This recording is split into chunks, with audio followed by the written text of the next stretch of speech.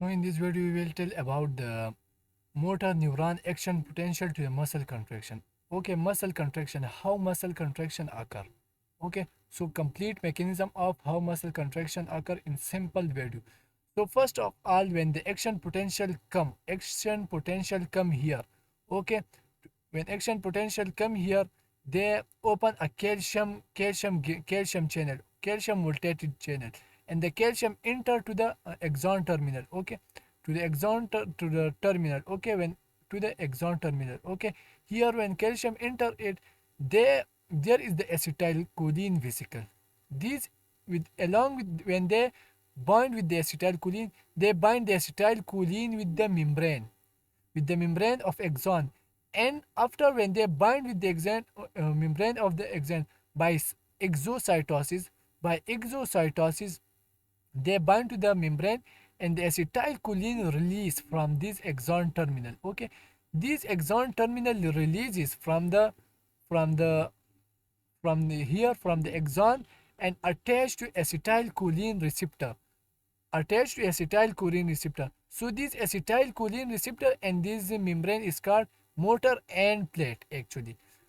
After this, when they bind to the acetylcholine, the signal move to the acetylcholine receptors. Okay, and they here they form a dihydropyrin dihydropyrin receptor. Okay, dihydropyridine receptor, here it open dihydropyridine receptor. Okay, and this dihydropyridine receptor, what they do, they are coupled with the ryanodine receptor. This is ryanodine receptor, this is the dihydropyrin receptor, this is the dihydropyrin receptor, but this is coupled with the pyro this is coupled with the pyridine receptor, ryanodine receptor. Okay, so this is actually calcium release from the when this happening, first acetylcholine bind with the acetylcholine receptor, after the action potential goes and open the dihydropyrin receptor pyridine receptor, and this dihydropyridine receptor couple with the ryanodine receptor.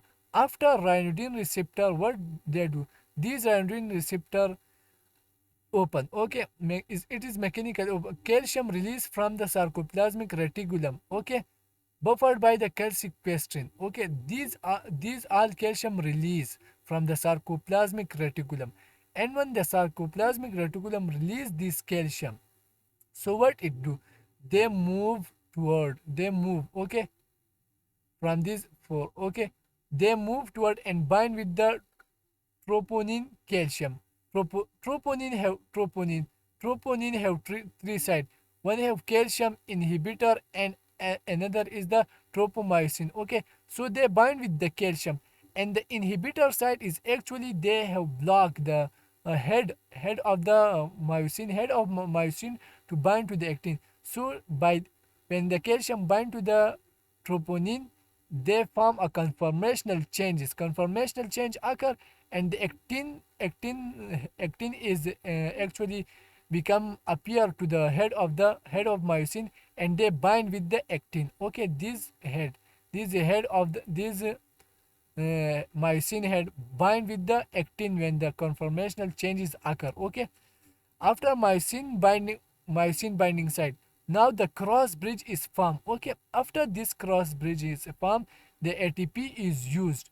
Okay, and by power stroke it move toward the other side. Okay, toward the contracted side, move the this the this myosin, this actin. Okay, toward the contracted side, to which side it is contracted. Okay, after the ATP is hydrolyzed here, now ADP is released. Now if they want to come back here, or detachment, for detachment there is also ATP needed. If during when the person die, okay, at that time what will happen, at that time the ATP is decreases.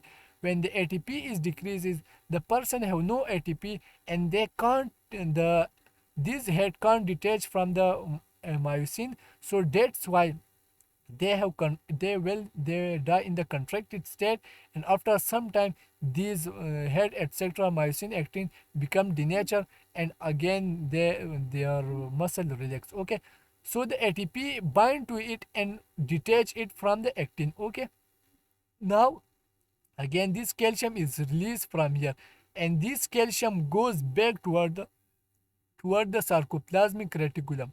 Okay, toward the sarcoplasmic reticulum. How? By the sarca. Okay, what they move toward the sarcoplasmic endo by the sarcoendoplasmic reticulum. Okay, ATPase, calcium ATPase, sarcoendoplasmic reticulum calcium ATPase. Actually, its mean is sarcoendoplasmic reticulum calcium ATPase. Okay, now it is just about this. Now we have to discuss about the histology of the about actually how it's happened. Okay, now this is the muscle. Okay, this is the actin filament. Okay, this actin filament, but this actin filament have three three types. One is tropomyosin, actin, and troponin. Troponin have three part. Three troponin have three part.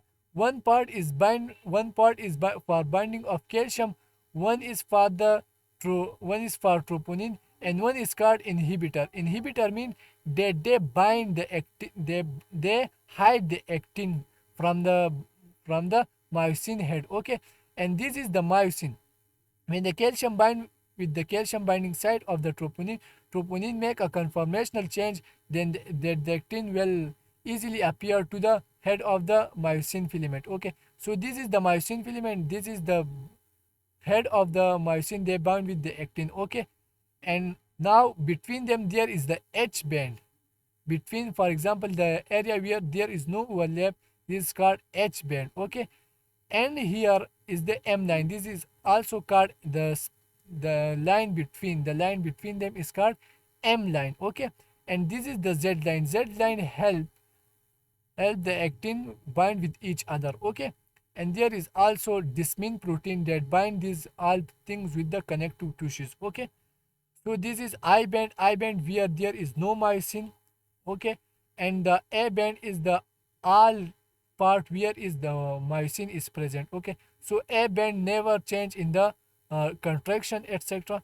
H band decreases. I band also increase or decrease. Okay, so this is something about we have discussed.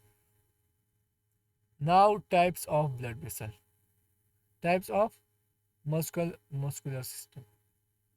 So now we will discuss this types of skeletal muscle fiber. Okay, so there are two type of type 1 and type 2 distribute randomly within the muscle. Now first of all we have to type 1 is slow and read oxidative phosphorylation. It's oxidative phosphorylation and high amount of mitochondria and myoglobin.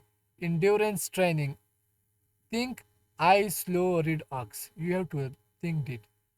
But for type 1 you have to 1 is equal to slow. 1 is slow, 2 is fast.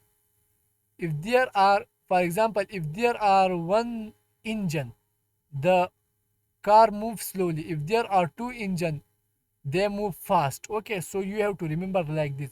1 mean slow, 2 mean fast. Okay, slow and fast.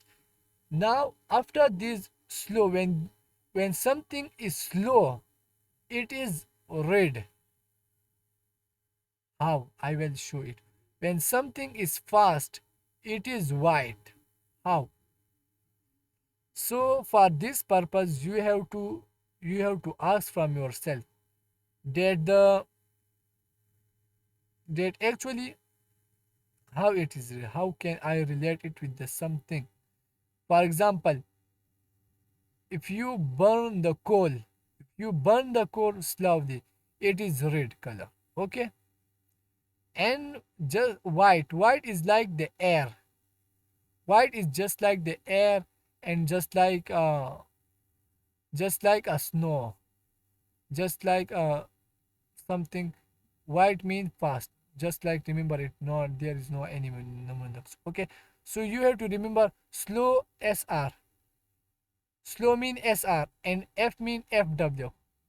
You have to just remember FW, SR, sir, and FW. FW, fast and wide, slow and red. SR, sarcoplasmic reticulum. FW, fast and wide. Okay, wide. Now another thing is oxidative. Oxidative phosphorylation. It is slow, so it's occur by oxidative phosphorylation. One ox, red ox. Okay. Now SRO. You write it SRO and FO, FWA. FWA. Just write it and memorize it. FWA, SRO means slow read oxidative phosphorylation. Slow read oxidative phosphorylation. FWA mean fast, wide, and anaerobic respiration. Okay, too fast, wide, and too low. Now just remember. Now go here to the muscle adaptation. For example, if my atrophy, the my fibril is decreases by ubiquinone proteasome system. Ubiquinone UBT. Ubiquinone proteasome system is actually they degrade the protein, etc. Okay. So during atrophy, when the you can't exercise something and atrophy, the myofibril is decreased. In hypertrophy, increase addition of sarcomere in the parallel.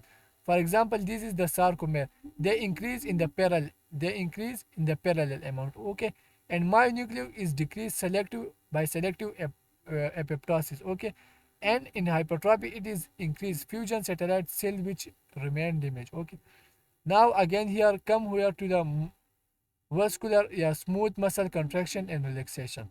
Okay, so we will discuss it in the next video. Just subscribe the channel and like the video. Thanks for watching.